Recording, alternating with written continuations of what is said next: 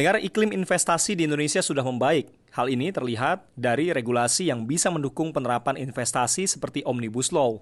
Hal itu dikatakan oleh Wakil Ketua Umum Bidang Perindustrian Kadin Indonesia, Bobby Ghafur Umar. Bobby menerangkan, peraturan baru tersebut bisa memotong proses birokrasi yang panjang menjadi sederhana. Ditambah lagi terdapat 270 juta penduduk di tanah air yang dapat membuat negara ini menjadi salah satu ekonomi terbesar di dunia. Dengan memperbaiki regulasi, juga ikut memperbaiki infrastruktur, sehingga menurunkan biaya logistik, memberikan insentif kepada investor, hingga Indonesia menjadi sangat menarik sebagai negara destinasi investasi.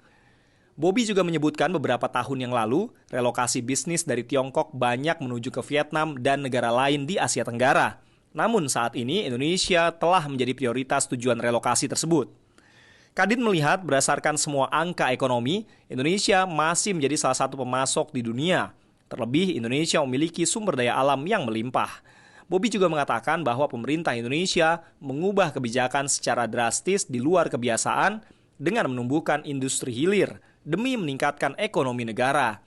Dengan mengubah bahan baku menjadi produk bernilai tambah tinggi, ekspor produk nikel pada akhir Agustus 2022 meningkat menjadi 8,7 miliar dolar Amerika Serikat dari 1,1 miliar dolar Amerika Serikat sekitar 6 tahun yang lalu. Pada saat bersamaan, dijalankan pula peningkatan kapasitas dan kompetensi sumber daya manusia untuk mendukung perkembangan industri dan perekonomian. Selain Undang-Undang Cipta Kerja, pemerintah juga memberikan alternatif instrumen investasi melalui Sovereign Wealth Fund Indonesia atau SWFI yang dikelola oleh Indonesia Investment Authority atau INA.